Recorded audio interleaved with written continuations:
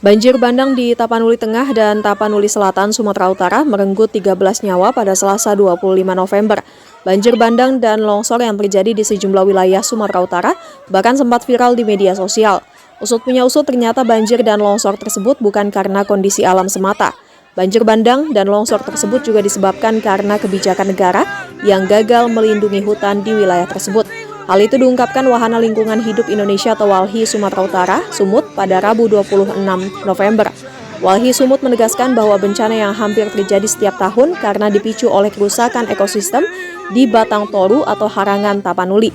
Manajer Advokasi dan Kampanye WALHI Sumut, Jaka Kelana Damanik, mengingatkan bahwa wilayah-wilayah terdampak memang masuk dalam kategori risiko tinggi untuk bencana banjir bandang dan tanah longsor. Hal ini berdasarkan dokumen Kajian Risiko Bencana Nasional Provinsi Sumatera Utara tahun 2022-2026.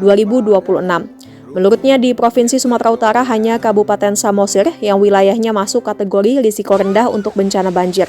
Sementara mayoritas wilayah di Sumatera Utara sudah masuk kategori kelas tinggi untuk bencana banjir dan longsor. Dia mengatakan hal ini seharusnya menjadi acuan penting bagi pembuat kebijakan di seluruh wilayah kabupaten atau kota Provinsi Sumatera Utara untuk menerapkan kebijakan-kebijakan yang dapat meminimalisir dampak dari bencana. Jaka mengkritik narasi yang selalu menyalahkan hujan sebagai satu-satunya penyebab bencana. Sebaliknya, fakta di lapangan menunjukkan adanya campur tangan manusia yang signifikan. Menurut WALHI Sumut, campur tangan manusia ini diwujudkan melalui keputusan politik atau kebijakan yang dikeluarkan atas nama pembangunan dan ekonomi. Jaka menilai kegagalan negara dalam mengurus lingkungan telah menyebabkan krisis ekologis yang berujung pada bencana ekologis. WALHI Sumut juga telah berulang kali menyuarakan pentingnya perhatian penuh terhadap ekosistem Batang Toru, Harangan Tapanuli yang disebut sebagai hutan tropis terakhir di Sumatera Utara.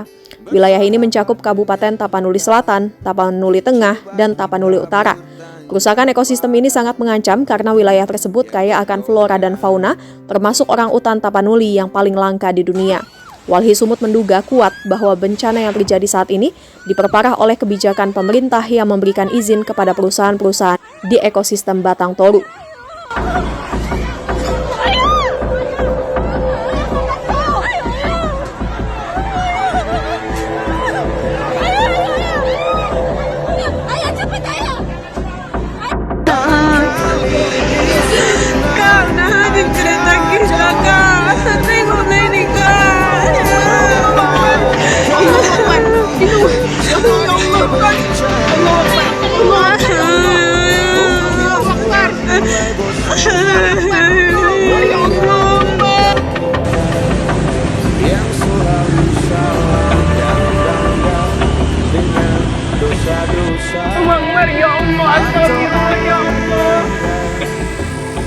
Bersahabat dengan kita, coba kita bertanya.